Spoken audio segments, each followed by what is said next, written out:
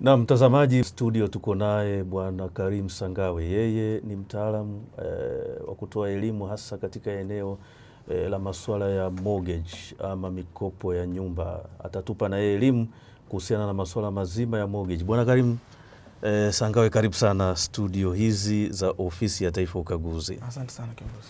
Asante. Nikisema mikopo ya nyumba ama mortgage, niko sahihi? Uko sahihi. Ni lugha nyepesi kabisa. Mwambia mtu mambo ya mortgage, basi unamaanisha mikopo inahusiana na nyumba. Na nyumba. Ndio. Naam, hebu tuanze basi elimu yetu hii kwa watumishi wa Ofisi ya Taifa Ukaguzi, kuwaeleza unaposema mortgage ama mikopo ya nyumba unamaanisha nini hasa? Karibu. Asante sana. Kwanza nipende kuwashukuru Ofisi ya Ukaguzi kwa kutualika leo kuweza kuwapa shule kidogo kuhusiana na hii mikopo ya mortgage. Nadhani ni mikopo ambayo kidogo imekuwa migeni kwa upande wa nchi yetu. Nadhani haina muda mrefu sana compared to other products ambazo tulikuwa nazo huko nyuma. Na ni mikopo ambayo kidogo inaonekana migumu kuielewa, lakini kiuhalisia saizi ya masa imekuwa kubwa mno na watu wamefunguka sana kwenye upande wa kuelewa ni mikopo hii ni mikopo ya aina gani na wanaiendea hii fursa kwa kasi sana. Sasa nikianza na swali ambalo umeniuliza, mikopo ya mortgage ni mikopo ya aina gani? Mikopo ya mortgage ni mikopo ambayo inatolewa kwa dhamana ya nyumba ya makazi. Yaani maana yake ni kwamba mteja, mikopo mingine tunayotoa kwa wateja ni mikopo ambayo haina dhamana, tunaita unsecured loans. Lakini mortgage ni secured loan, maana yake kuna security iko pale ambayo ndio hiyo nyumba ya makazi. Whether it may be kwamba unajengewa, unanunuliwa, unamaliziwa nyumba, lakini provided iwe ya makazi, sio nyumba ya biashara. Kwa hiyo mikopo ya design hiyo tunaitem kama mortgage loans. Awali nyuma kidogo tulikuwa tunajengaga nyumba, kwa nyumba moja unaweza kujenga hata miaka 5. Unawekeza. Leo unafanya msingi, unapumzika, unakaa miaka miwili unafanya boma.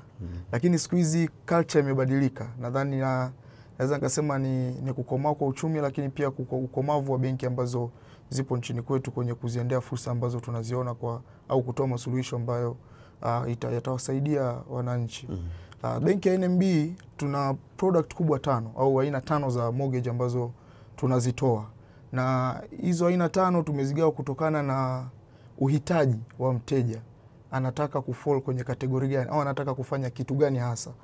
Hizo aina nitazitaja haraka haraka afu nitaanza kuzielezea moja moja. Karibu. Alafu then niende kwenye swali la pili, anaipataje pataje. Karibu sana. Aina ya kwanza tumemlenga mteja ambaye anataka kununua kiwanja. Kwa tunaanza kumwezesha mteja kununua kiwanja husika. Aina ya kwanza. Aina ya pili tuna mkopo ambao unaitwa construction mortgage. Construction mortgage, baada ya kumnunulia mteja kiwanja, kile kiwanja kiko na bare land, si ndio? Kwa tunamsaidia kwanza kukidevelop kile kiwanja, kukijenga hicho anachotaka kukijenga.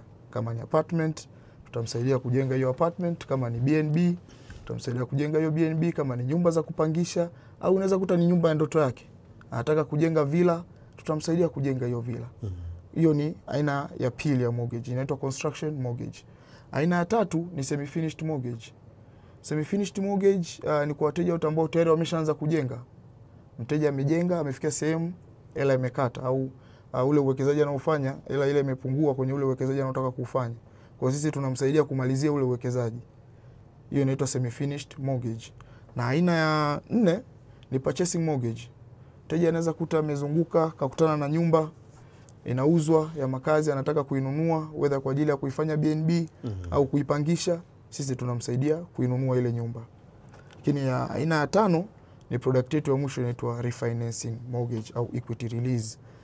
Tunafahamu mteja amejenga nyumba kwa sweat kubwa, nyumba yake imeisha, either anaishi yeye mwenyewe au amewapangisha wapangaji au anaifanya kama BNB, lakini kuna fursa ya bondi ameisikia hapa kwa Emily leo. Anataka kupata hela, apate ile 20% akafanya uwekezaji wa bondi. Kwa kwenye equity release tunampa mteja hadi 80% ya thamani ya nyumba yake, aende akafanya uwekezaji mwingine anaotaka kufanya. Maana yake tunajaribu kudiversify hizo investment.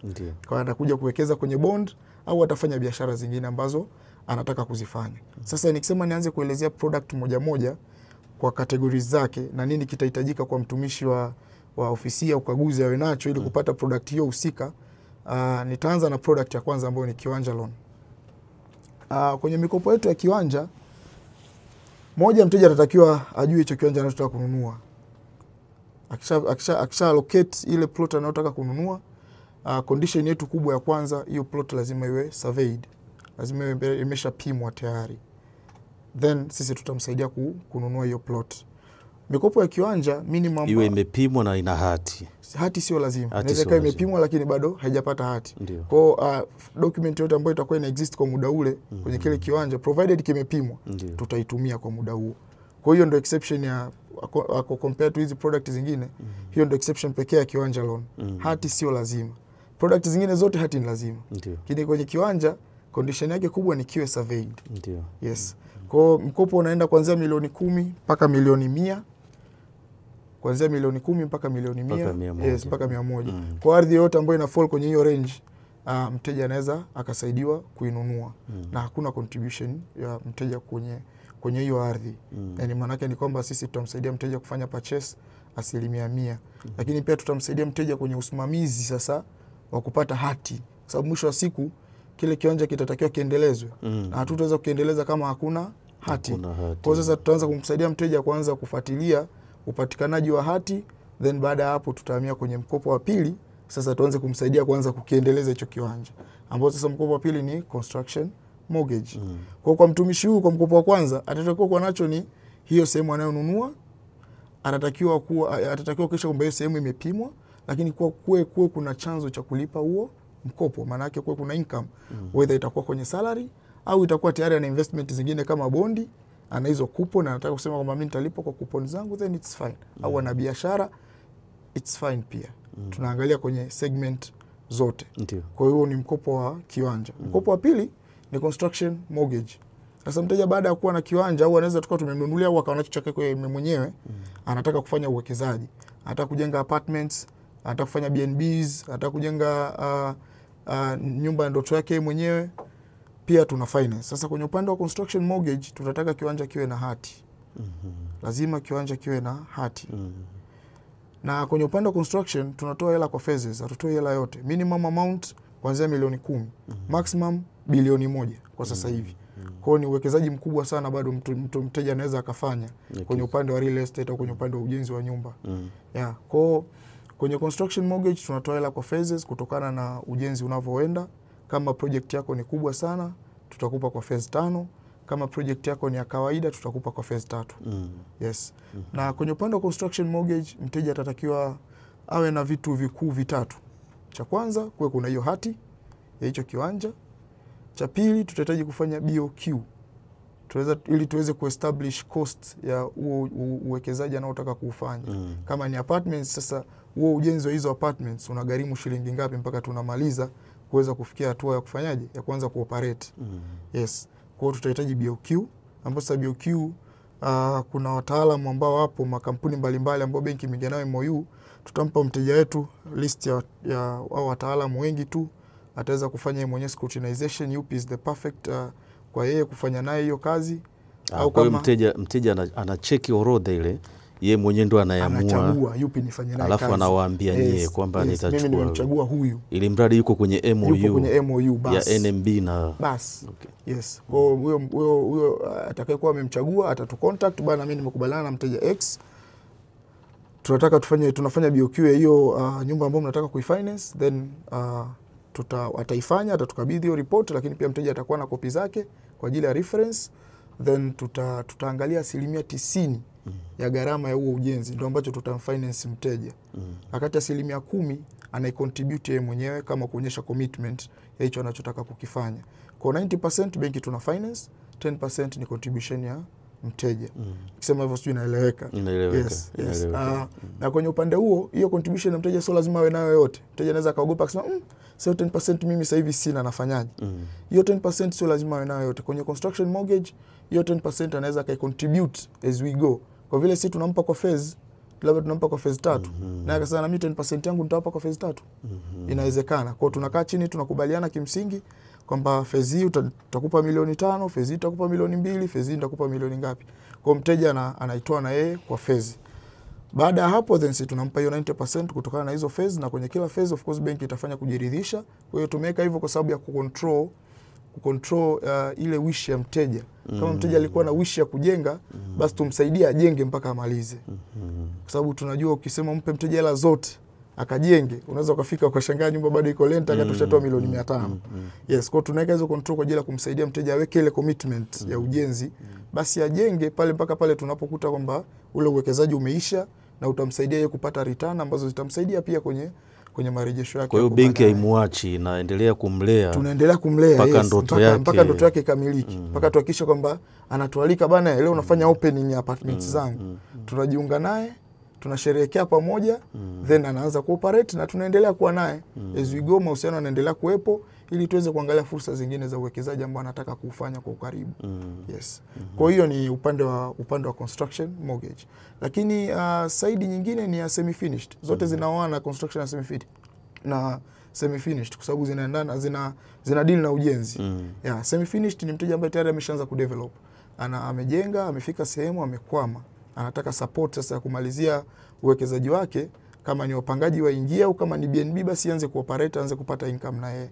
Kwenye semi finished mortgage haina tofauti sana na construction. Cha kwanza tutahitaji kuwa na hati. Mteja lazima awe na hati kwenye nyumba ambayo anataka kumaliziwa. Lakini cha pili, mteja atatakiwa, huku mwanzo tumeona kuna BOQ. Yes, kwenye semi finished pia lazima tufanye BOQ kuangalia je, hapo ulipofika umetumia shilingi ngapi na palipo baki sasa unapohitaji support ni shilingi ngapi. Lengo ni kufanya hiyo verification ili sasa na sisi tuweze kusupport hicho kilichobaki. Lakini kitu kingine ambacho kitahitajika hapo ni valuation report.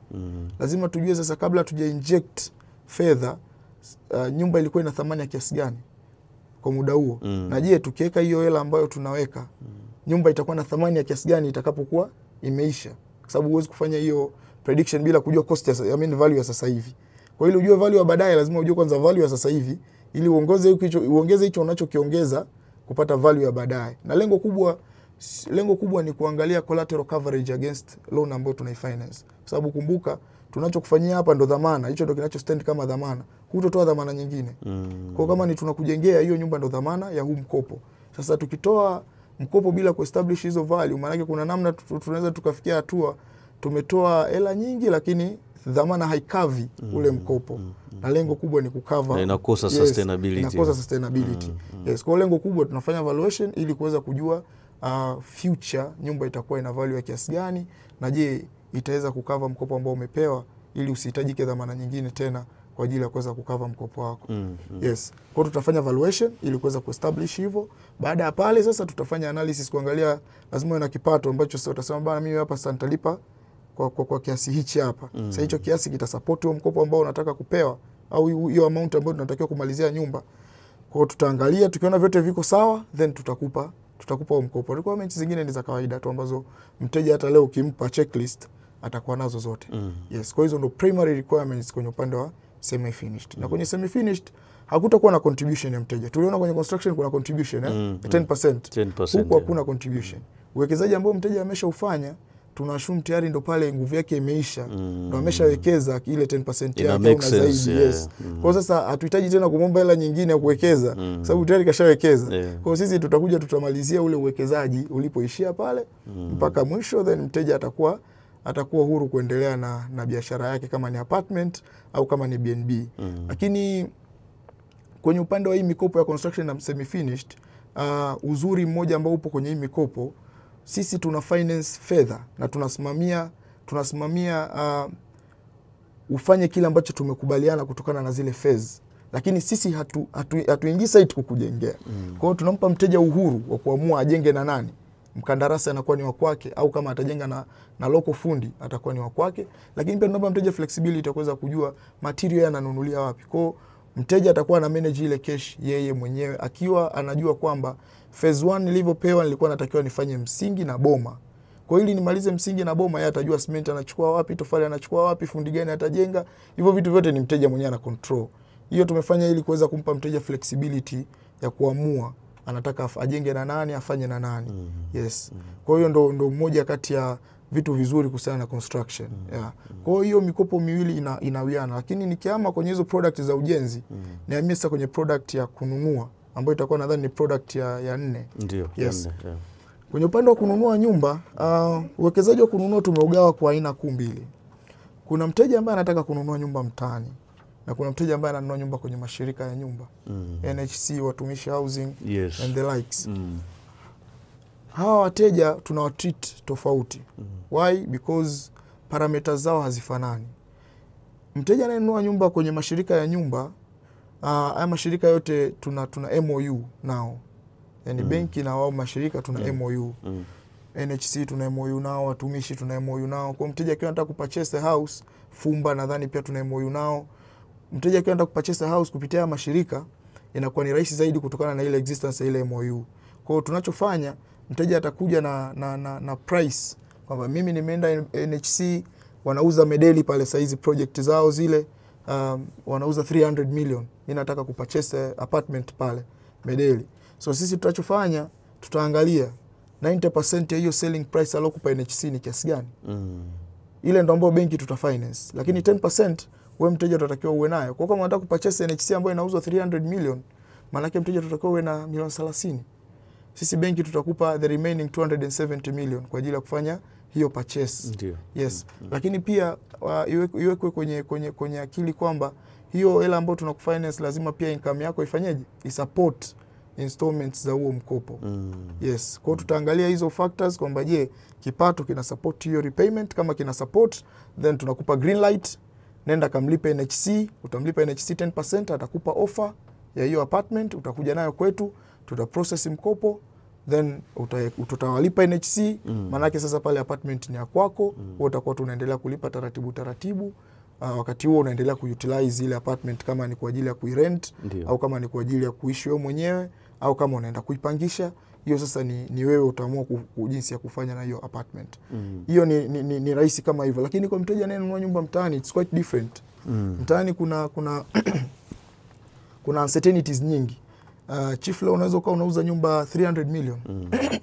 Na mtu wako akakubali kuinunua au baya wako akakubali kununua kwa sababu ana vision yake. Kwa sababu mtu ukifanya investment unakuwa na vision, unaweza kukuta unanunua sehemu kwa sababu tu ya location. Lakini kwenye vision unajua mwenyewe pale nikiweka kitu fulani, hata kama nanunua 300 itanilipa. Umekaekea password ya kuweka kitu hapo. Nikifanya kitu fulani kwa hapa, hata kama ni kwa 300 itanilipa ndani ya muda fulani. Kwa sasa kuna muda mtu ananunua out of ile vision aliyokuwa nayo na lile eneo. Na kuna muda mtu ananunua kutokana na actual price ya lile eneo. Kwenye kununua nyumba mtaani kidogo ni tofauti na kwenye mashirika. Kwa sababu huko MOU na nini inakuwa imecover hizo parts zingine. Lakini huku sasa zinakuja mambo ya risk inakuwa kidogo tofauti na huku. When it comes to that matter, mteja ambaye ananunua nyumba mtaani, tunavomtreat, yeye atakuja kwetu tayari na bei ambayo mmeongea. Bwana mimi nauza nyumba yangu milioni 100. Umekuja benki, bwana mtu fulani anauza nyumba yake milioni 100, please assist me kuipurchase. Sisi tutakachofanya kwa sababu ile price tutakokuja nao tunashumu the sales agreement itakavyosema kwamba ni 100 ndo nyumba inauzwa. Kwa tutaenda tutafanya valuation. Kufanya valuation, report itakuja, so we will follow the same procedure. Tutakupa list ya valuers kama ile ya kule mkopo ule mwingine. Yes, tutakupa list ya valuers, you choose whoever you want to do with.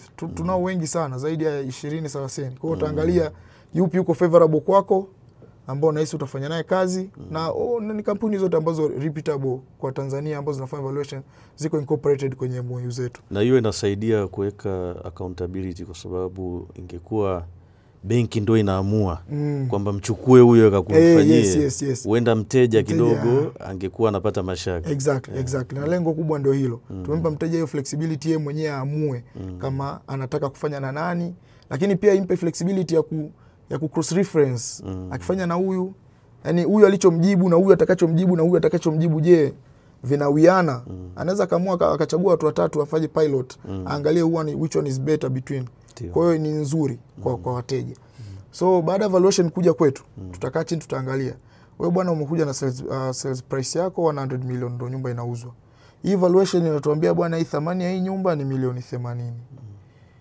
Tunakwambia sasa policy yetu inasema kwamba tuna finance whichever is lower between the two. Yani chochote ambacho kitakuwa chini kati ya valuation au sales agreement 90%. Okay. 90% of it. Kwa kama valuation itakuwa chini kwa sababu ni milioni 80, then tutafanya asilimia 90 milioni 80, na wewe sasa itakuforce auto contribute na 10%. Itakuforce contribute zaidi ili ufikie ile price ambayo ulikubaliana na muuzaji wako. Ndio. Lakini kama utaona mwingine anaweza kubali price ya nyumba kwa sababu hajui land value muda huo ni kiasi gani, akakubali. Lakini baada ya kupata valuation akapata picha kwamba mbona kama hapa nilikubaliana na value ambayo sio sahihi, akarudi akarenegotiate na seller wake. Anakuwa na nguvu ya kunegotiate sasa, kwa sababu anakuwa tayari kashapata uhalisia kwetu kwamba hii nyumba bwana, kama haununui kwa vision ambayo unayo, basi kuna namna utakuwa umekubali tu bila kujua land value saizi ni kiasi gani kwa hiyo sehemu.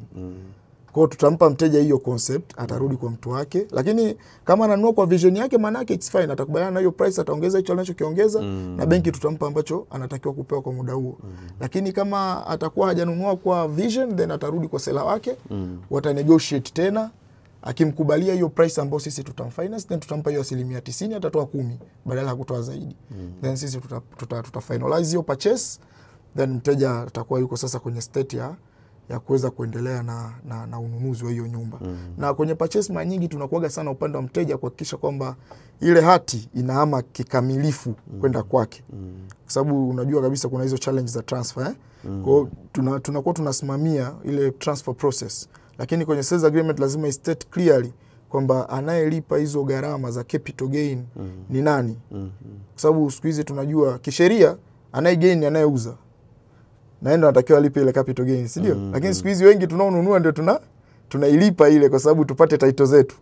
Yes, kwa hiyo tumeka hiyo flexibility, mteja na muuzaji na mnunuzi wakubaliane who is going to cover the cost, waiweke very clear kwenye sales agreement, ili tukiwa tunafanya mchakato wa transfer basi tujue hizo gharama nani anazibeba, ili waweze kuzilipa wakati huo ukiwa umefikia, na tuweze kuhakikisha kwamba transfer inahama, title inahama kikamilifu kutoka kwa anayemuuzia kuja kwa mteja wetu, na sasa tuweze kuisajili kwa ajili ya kuweza kuihifadhi ili mteja endelee kulipa mkopo wake, akimaliza basi tunamrudishia title yake. Ndio. Yes. Kwa hiyo huo ni upande wa purchasing mortgage, kununua nyumba. Lakini product ya mwisho ni refinancing mortgage, equity release. Na hii ndio product nyepesi kuliko zote. Mteja anakuwa tayari ameshajenga nyumba yake, saizi ina operate, labda ni BNB au ni ameirent, anapata kodi, anataka pesa kwa ajili ya uwekezaji. Sasa ile 20% akaiwekeze kwa Emil, anunue bond, afanye diversification, kwamba amefanya sana real estate, sasa anataka ahamie kwenye uwekezaji wa fedha. Yes, tutakachofanya tutampa tena list ya valuers, ata assess mwenyewe yupi anamfaa, watafanya valuation. Kimaliza valuation report itakuja, tutakaa mezani, tutaangalia 80% ya thamani ya ile nyumba, tutampa kama fedha taslimu ili aweze kaenda kafanya shughuli zake zingine ambazo sasa benki kimsingi tunakuwa hatuna entitlement na zile hela anaenda kuzifanyia nini. Ndio. Lakini tunakuwa tu tumesha secure ile collateral ambayo imeweka kama dhamana. Ndio. Inakuwa under NMB security, lakini baada ya hapo then atarudishiwa title yake kwa ajili ya kuweza kuendelea na maisha yake ya kila siku. Na hiyo inakuwa ndo product yetu ya mwisho. Sasa ni vitu gani mteja ambavyo atatakiwa awe navyo? Yes. Ili aweze kupata faida hizi. Umenisikia mara kwa mara nikitaja vitu ambavyo vinafanana hapo. Title, repayment, title, repayment.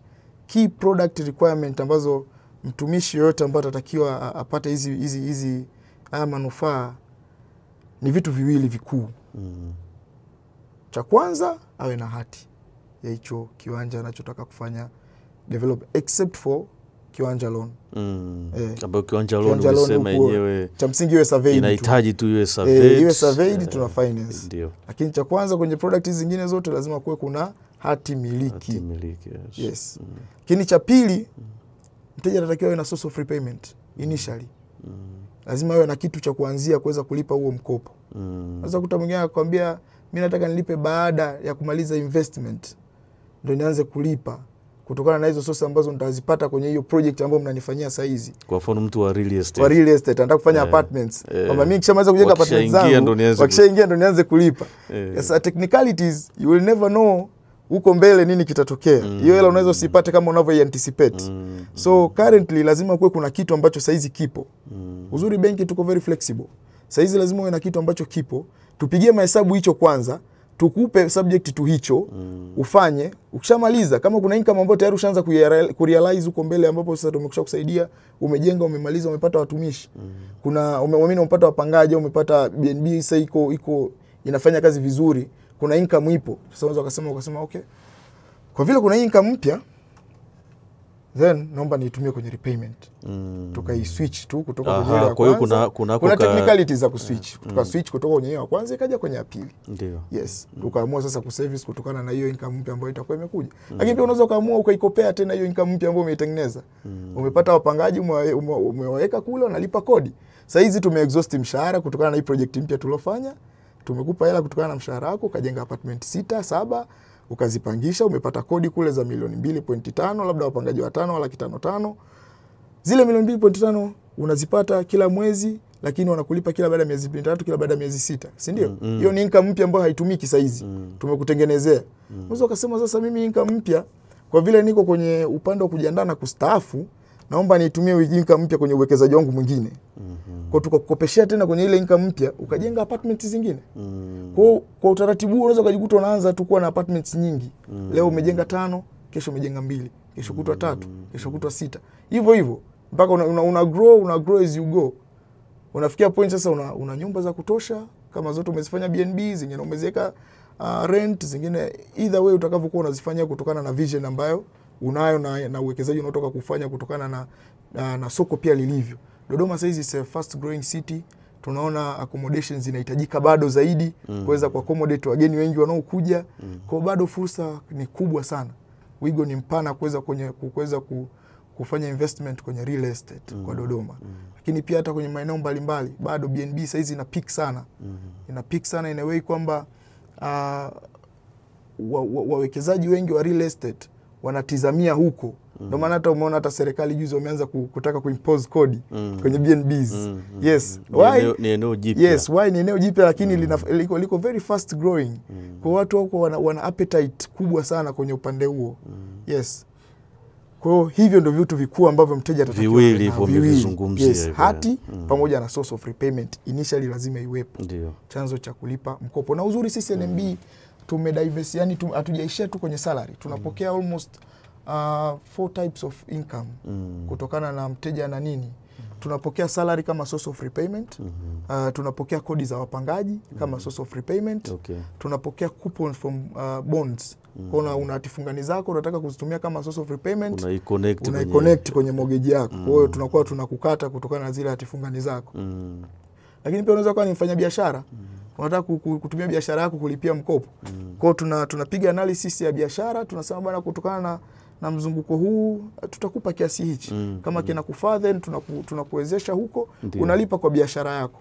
Kwa urahisi umetumeka hizo flexibility kwa ajili ya kuweza kuaccommodate base kubwa ya watu mbalimbali ambao wanataka kufanya uwekezaji wa aina hii. Na hata marejesho pia tumeyafanya flexible enough kuendana na kile kipato unachotupa. Kwa kama umetupa kodi usitegemea utalipa monthly kwa sababu tunajua wapangaji hamna mpangaji analipa kwa mwezi. Ndiyo. Wengi tunalipa miezi 3 kwa miezi 6, wengine mpaka mwaka. Kwa hiyo tuta structure repayments kutokana na income unayotupa. Ukitupa bondi then repayments zako zitakuwa semi-annual. Kila baada ya miezi 6 unalipa rejesho. Kila baada ya miezi 6 unalipa rejesho. Ukitupa kodi repayments zako zitaendana na ile mikataba ya wapangaji wako. Kama ni miezi 3 then utakuwa unalipa marejesho kila baada ya miezi 3. Kodi zikipokelewa then sisi tunazichukua, tuna deduct installment yako, change inayobaki unaendelea kufanya mambo yako mengine ya kila siku. Asante sana Bwana Karim. Na mtazamaji unayefuatilia kipindi hiki maalum kabisa kuhusiana na elimu ya masuala ya akiba na uwekezaji, hususan kwako wewe mtumishi wa umma ambaye unapaswa kujiandaa na maisha ya kesho, maisha ya kuishi baada ya kustaafu. Bwana Karim ameeleza mambo mengi mazuri kuhusiana na namna ambavyo unaweza ukatumia zile fursa 5 za masuala ya mortgage na ukaweza kupata faida kubwa sana. Lakini tumeona pia kwamba kunaweza kukawa kuna muunganiko kati ya masuala ya bond ambazo utakuwa umezinunua benki ya NMB ambazo pia ukaweza kuzitumia kwenye masuala ya mortgage. Kwa hiyo cha muhimu ni hasa unapofanya maamuzi basi unaendelea kuwa karibu na banka wako, mnaendelea kufanya discussion ya kufungua fursa nyingi. Hapo ukiangalia unaona kila fursa moja basi inafungua mlango mwingine wa fursa. Bwana Karim, tunayo mifano ambayo tunaweza tukamweleza mtazamaji faida. Mwingine anatazama anasema sana, ukimweleza anakuambia nitafaidika nini? Ni elimu, ni swala tu la elimu.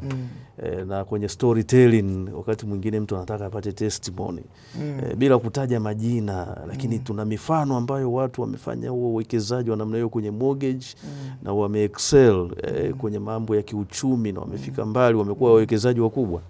Karibu. Asante sana.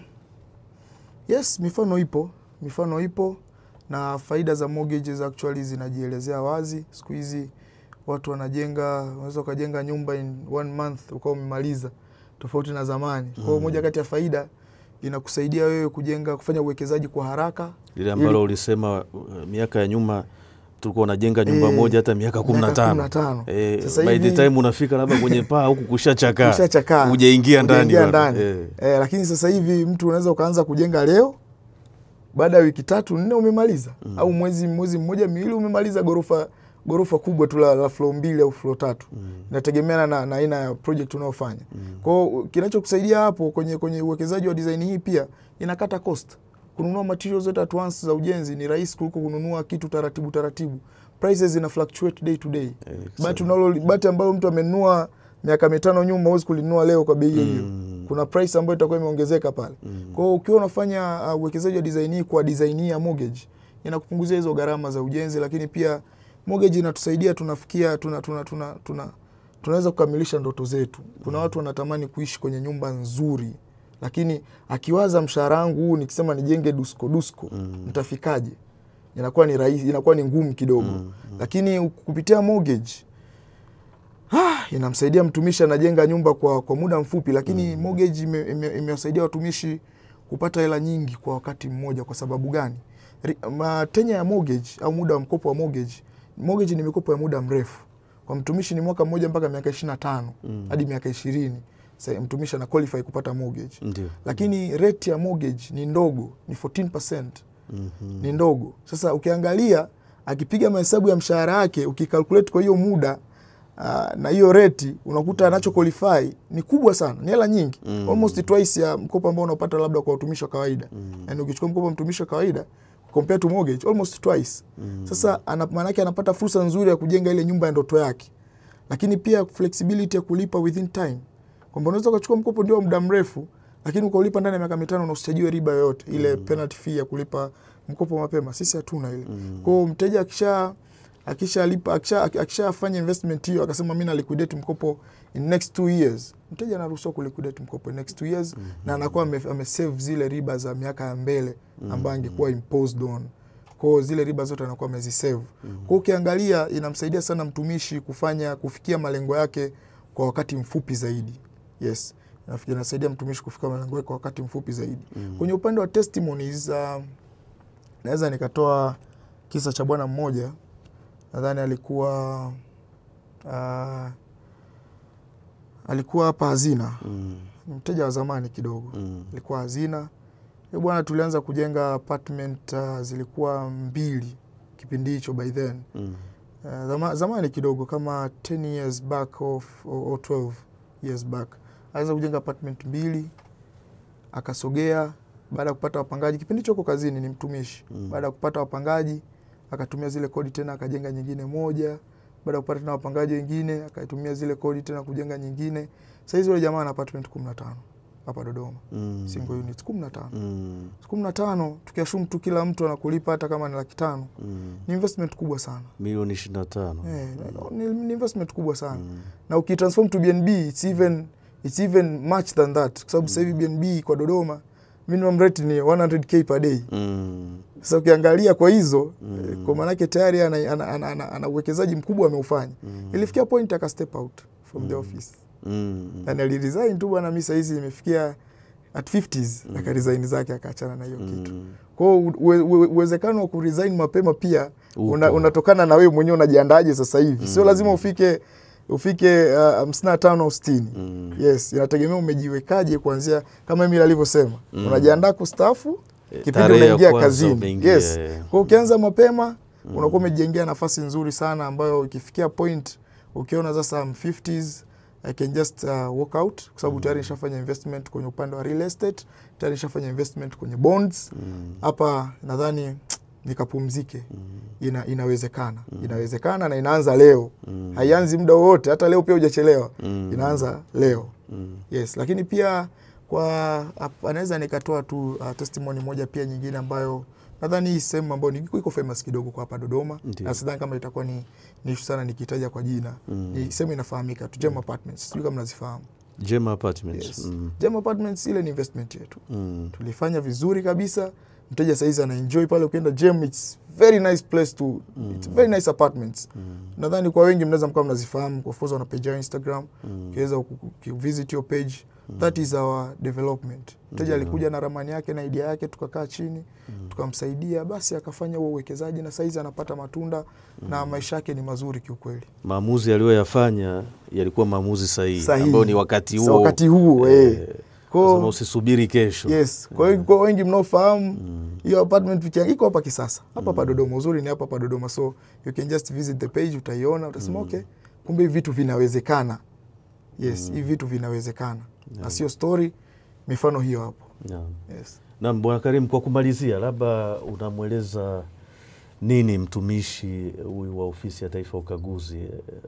Una wito gani kwake, au una jambo gani ambalo la nyongeza ungependa kumsaidia katika elimu ili naye aweze kufanya maamuzi leo ya kuwa mwekezaji katika eneo hilo la kuchukua mortgage kwenye benki ya NMB? Mimi kwa upande wangu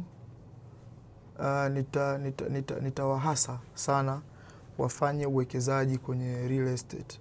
Ardhi haimtupi mtu, lakini pia fursa saizi kwa mji ambao tupo, kwa wale ambao wako Dodoma, lakini pia kwa maeneo mbalimbali. Ardhi ni precious asset ambayo ukiinvest on leo au kesho lazima itakupa return nzuri. Lakini pia tunafanya uwekezaji kutokana na soko lilivyo. Kwa NMB tuna experts wazuri sana kwenye hii segment ya real estate, na wahasa waje kwa wingi, tukae chini, tusikilize mawazo yao, tuwashauri kwamba yale mawazo kutokana na uwekezaji ambao wanataka kufanya, benki itawasupport wapi, wafanye nini ili waweze kufikia malengo yao. Kwa mimi nawashauri kiukweli wawekeze sana kwenye real estate. Ardhi ni asset ambayo leo inaweza ikakwambia subiri, lakini baada ya miaka 5 ukafaidi matunda yake zaidi ya sasa hivi. Yes. Bwana Karimu, nikushukuru sana kwa elimu hii ambayo umetupatia kuhusiana na masuala mazima ya mortgage. Mtazamaji, basi huyu alikuwa ni Bwana Karimu akitueleza namna gani basi benki ya NMB imefungua milango ile 5 katika eneo la mortgage, na jinsi ambavyo mtumishi unaweza kunufaika kwa maana ya kuwa mwekezaji, lakini ukajiongezea kipato, lakini pia ukawa basi unajiandaa na maisha baada ya kustaafu. Na wakati mwingine Bwana Karimu amesema wapo watu ambao walikuwa wawekezaji kwa maana ya kuchukua zile mortgage na wakaamua kustaafu mapema zaidi kabla ya ule umri ambao upo kisheria. Naam, tumalizie basi kipindi chetu hiki kwa kumkaribisha sasa mtaalamu wa masuala ya bima.